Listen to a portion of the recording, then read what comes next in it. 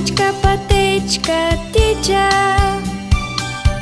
през гората криволичи и ни води все нагоре към високите простори. Тук край изворче извива, там зелен шубрак се скрива, шарени полянки преминава, към скалите стръмна става. Но край нея не е чисто, тук са бродили туристи, хвърляли са всякакъв отпадък. Планината е в опасен безпорядък.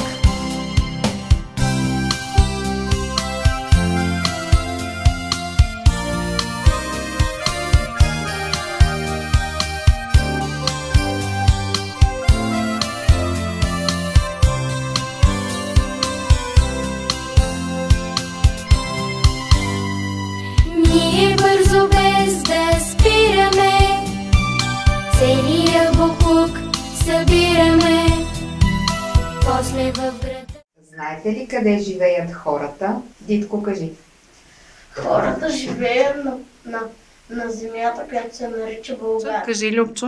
Значи всички още нации, не само България, всички още хора и нации живеят на планетата Земя и това е тяхния общ дом. Боби, ти какво искаш да кажеш още? Аз искам да кажа, че хората живеят в планетата Земя, една от 9 планети, които обикалят Слънцето.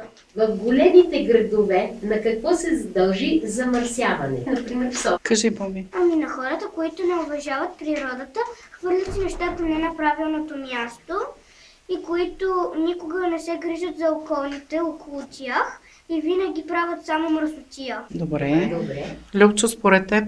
Според мен, аз съм за Боби, също тия, които вредят най-много на околната среда.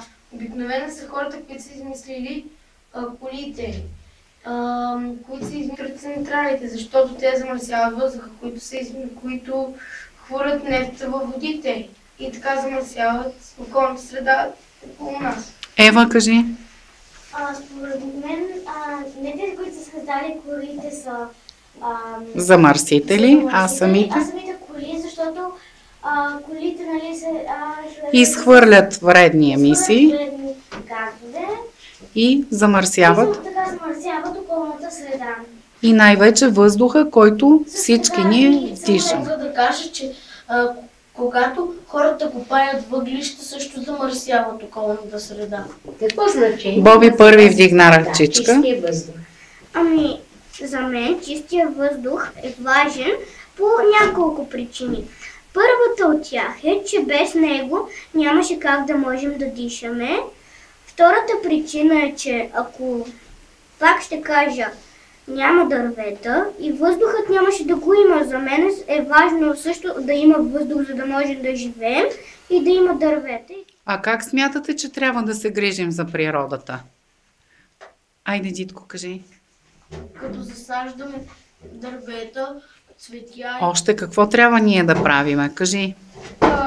нещата, които са паднали долу на муравите или близко до природата, трябва да ги събираме и да ги изхвърляме в контейнерите и да правим повече контейнери, които да показват, например, за стъклени неща, за пластмасови. Ние се грижиме за нашата планета, защото без тази планета нас може да ни няма. Казвам можеше, не е научно, ама трябва да се грижиме за всеки наш дом и да оценяваме какво Бог ни е дал все пак. Ние живеем на тази планета и трябва да я почистваме, а не да я замърсяваме, да отсичаме дърветата и да замърсяваме въздуха, дори за наше удобство. Ева? Може като изхвърляме боклуците в контейнерите.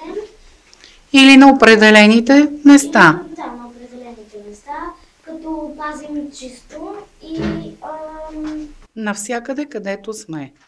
Да бъдем възпитани и културни и да се отнесеме с уважение към природата. А как можем да се погрижиме за птичките в нашия двор? Кой иска да каже? Айде, Ева, кажи. Да им построим къщичка и през зимата там могат да се топлят, да не мръзнат от студа и да им даваме храна. Кажи, Дитко, още какво? През зимата тати направи 2 къщички в нашия двор, които пълним с храна и така те се хранят. Браво, чудесно. Искате ли да направим къщички и за птичките от нашия двор? Да. И вие ще помагате ли? Да. Ще бъдете строители на домовете за нашите птички, Да. за да им помогнем да оцелеят в студа, защото тази година беше много студено. Знаете ли до колко градуса паднаха температурите? Минус 15-20. Минус 15-20, да. Представяте ли си колко е студено на птичките? Ми, хайде тогава да започнем да строиме къщички. Искате ли? Да!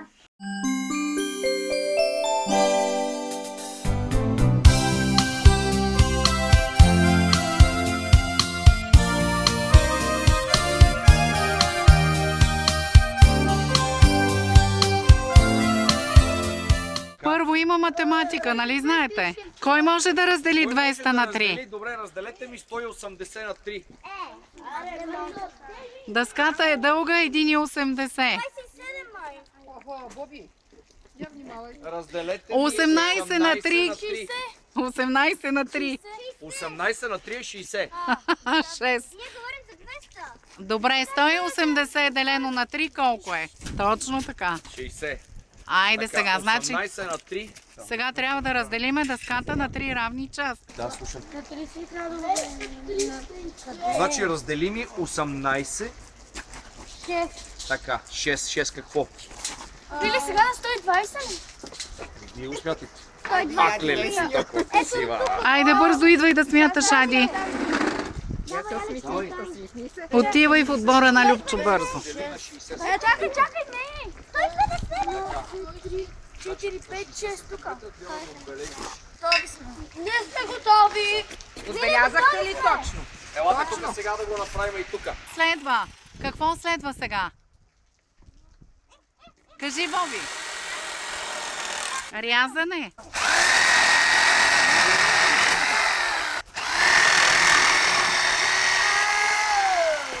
Сега моята молба и вашата работа е да разделите тези 3 на по 2. Знаете ли, чакай, стой. На 2 равни части. Алекс, да са равни. Сега, слушайте ме. Чакай, това ще чупим. Не, добре, нека да. 4 пръчки правят една стена. 3. Така, значи сега Ива да сметне колко ни трябват още, за да направим още една стена. Готово! Айде още едно, Боби. Значи, Делянчо, не го ли начукаш с чука, няма да стане моето момче. Ами дайте ни чук! Ето го чука е там. Не, това не е така. Не е така. Браво, съединявайте ги.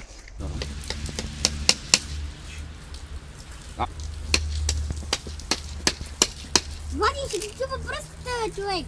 Не дръж, Влади, махни пръсти оттам. Обаче какъв ритм? Ще се разгубиш. А то къстичка вече трябва всичко да е направено.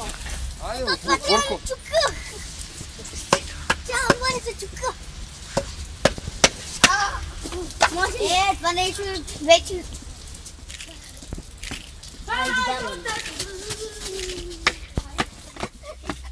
Прибе! Направи чука.